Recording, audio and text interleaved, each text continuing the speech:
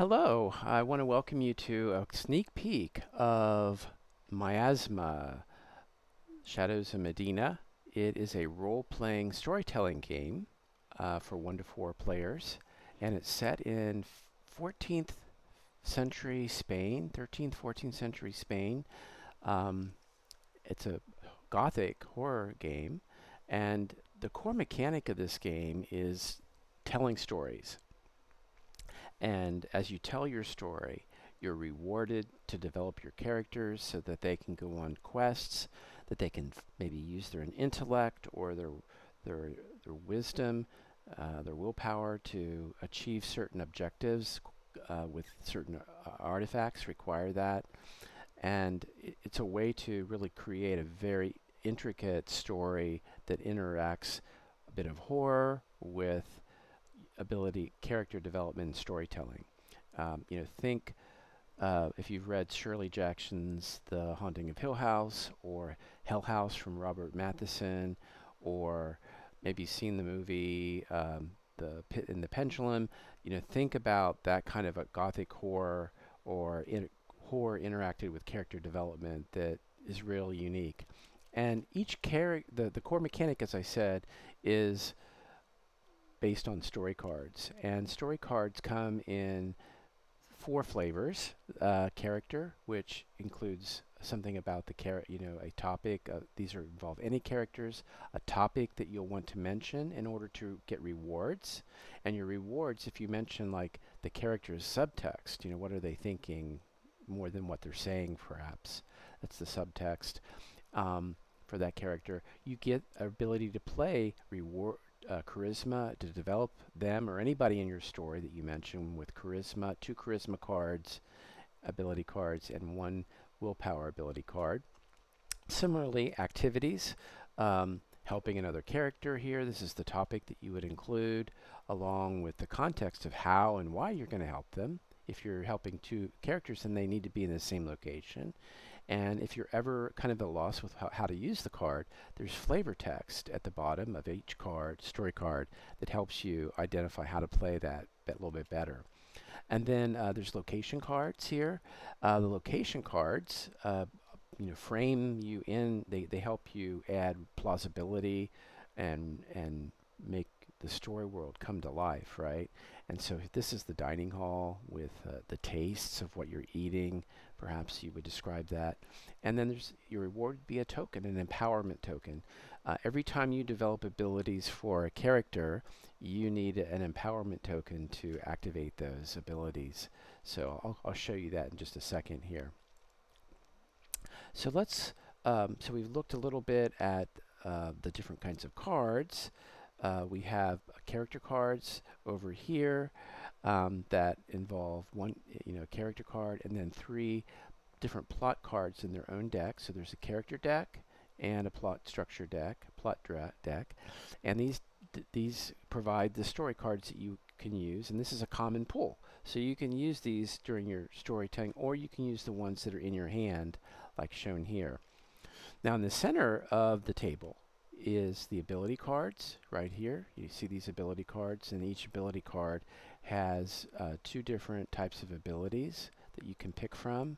For example, on this one, you can use it to play either 2 willpower or 2 charisma. So you get a lot of options with these. And then with Tabletopia right here, I don't have these in card stands to make them 3D, but in reality, when you play the game in real life, it has that.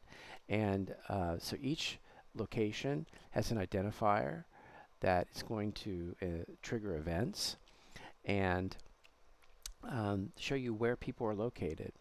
Let's look at the character cards. These character mat cards, these show the current status of the development for each character. And here I have Elizabeth Medina, who, as you saw, was right above. She was currently in the dining hall.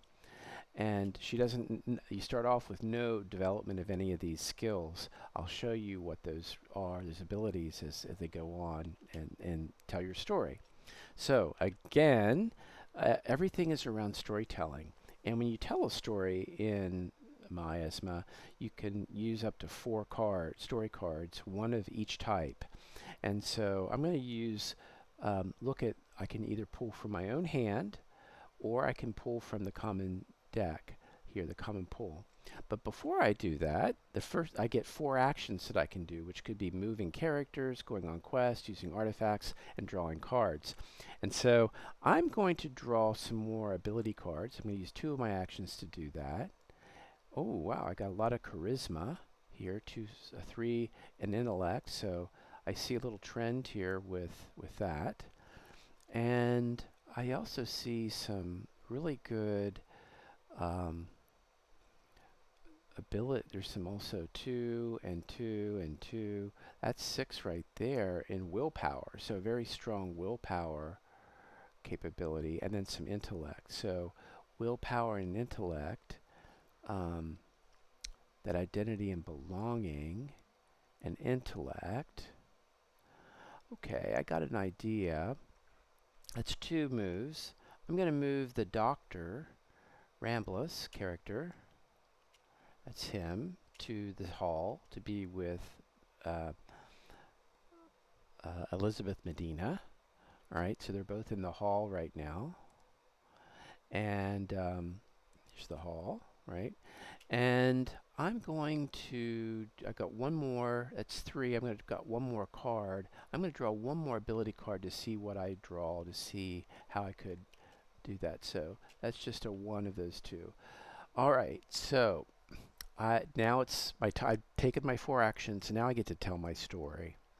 And so I'm going to do that by using character. I have to always at least use 1 character card. I think I'm going to use this card because from the common pool, I'm going to draw from that, replace it. That's my 1 character card.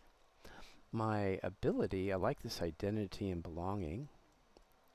You can see I'm starting, my rewards here are getting more. Now I've got 2 willpower cards and 3 charisma cards I can place. And I'm going to use this dining hall. I'll replace that with a card. All right, so now these are the 3 cards that I'm going to use to tell a story. And it follows kind of a framework called CASM, characters that are realistic and relatable. You want to make and then you want activities that bring your values and motivations of your characters in forefront, and then your setting or location, which helps make your story world come to life. So if I tell the story using these topics, then I get all the rewards below it. So let's get started and see how an example story might go. So Elizabeth is in the Great Hall with Dr. Ramblus, and she's preparing for the evening feast, and Dr. Ramblus comes in and goes, "Oh, Elizabeth, I was looking for you." "You were, my dear doctor." "Yes, so they begin to talk, and she really wants to make this dinner something special as a celebration. She thinks she may be pregnant with the baby of Lord Medina, and she starts to talk to the doctor about the pregnancy. I'm beginning to feel full. I haven't had my normal flow in the last several weeks. I believe I am pregnant." And he gently puts his hand on her stomach and said, I hope if that is what you want. You've been talking about having an heir to the castle Medina. She really knows that her security in the household is really important, that she has a child that could be the heir, because if she is barren, then she won't be able to stay in the castle should her sister-in-law would inherit the castle. She fears that. So as the doctor is talking to her, he thinks about how beautiful she is, and he's wondering if maybe how they could, if this doesn't work out, he could steal her away from Lord Medina. maybe that's the story that I want to go with.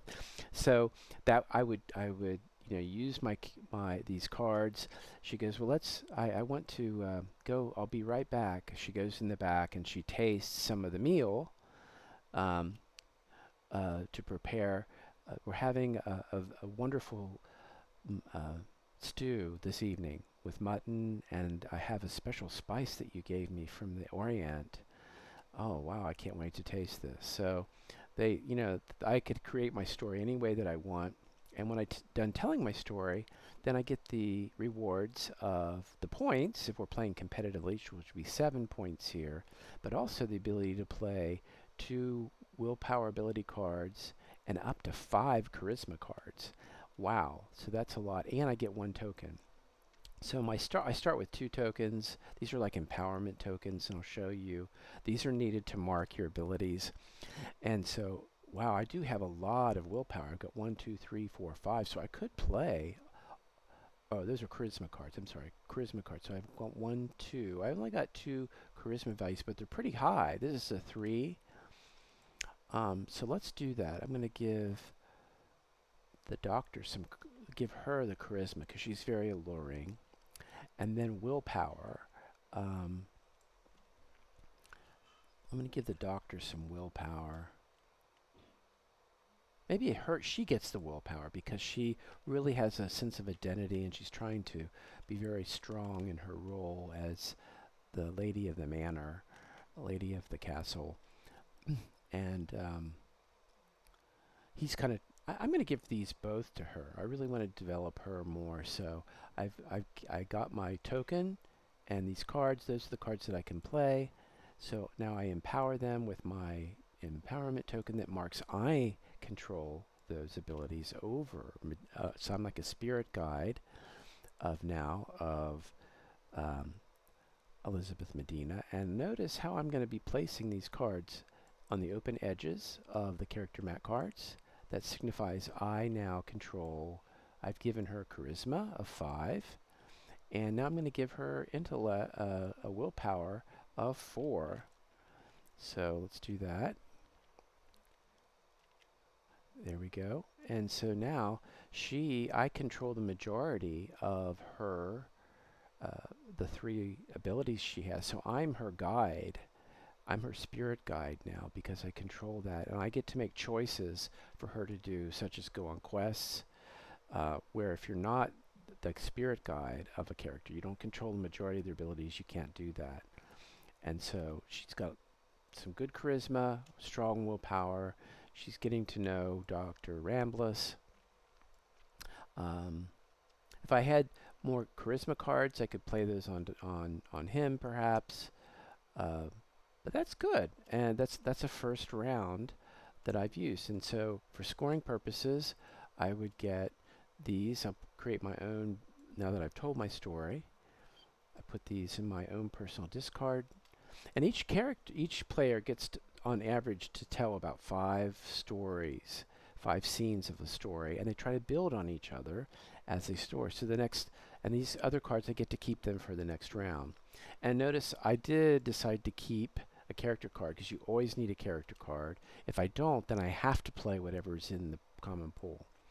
And similarly, the next player, the blue player, would now look at what they have. Oh, maybe they are forming a relationship.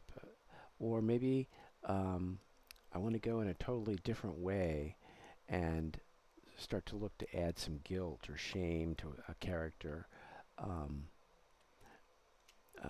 There's some really cool ability cards here that allow you to interact with characters in a very powerful way, give you some really great ideas for creating a story. And then there's events that occur. At the beginning of each turn, you'll roll a dice, and the dice relates to a location. And if there are characters there with abilities, you would play that ability card. So example here is, let's look at the crypt.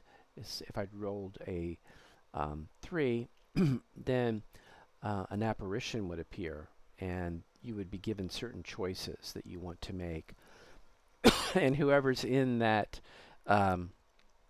location has choices based on their abilities, and if they are a guide. If they're not a guide, then they can't make a decision. The characters that are there go to a default 0.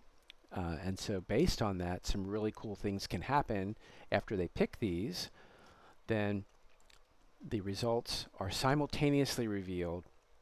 And it's really interesting because sometimes multiple people have to have um, the same the same choice in order to, for certain events, like maybe to get to banish the apparition. Maybe two or more of the characters need to do something together. So there's collaboration even among the events that can impact abilities. They can give you more plot cards. Um, really interesting interaction with each character at the beginning of each turn. You roll the dice to see if your location was impacted by the malevolent forces at Medina Castle. So that's a real quick look at the fun approach, all driven by storytelling, the rewards you get, the simultaneous reveal of actions fosters collaboration, and there are collaborative rules, so you can play this collaboratively based on the amount of characters, people that are playing the game. There's so many characters need to be developed. You'll need to go on quests, and quests involve things like trying to attain Dr. Ramless's potions, or maybe you go to the library and you're going to start looking for a spell book called a Grimoire that has summoning spells, or maybe you just like to teleport around and you're looking for a magical key to unlock doors and secret things within the castle. So each location has its own artifact that you can search for, and it's based on abilities that you have. So, for example, Elizabeth has 2 ability cards here of charisma. So she would be a really good person to try to win over the alluring handkerchief, which makes her more sensual and more attractive and charming, where she can use that to influence other people. So there's some really fun. They're not all negative. Uh, there's very fun artifacts that can be used. And then once you go on that quest, on the other flip side of this is the actual artifact itself and its power. So you can use each turn, once per turn per character, to draw more cards, open more abilities and deeper plots between the characters. So I hope this gave you a really good idea of Miasma, Shadows of Medina. It's a fun interactive game that can be played from 45 minutes to an hour and a half, depending on the number of players, from 1 to 4 players. And you can just have a really great time telling a spooky, horror-driven, gothic horror-driven story that really brings out the interaction between characters. It helps you to create a story following a framework, a proven framework that has been used in another game that I developed for writers.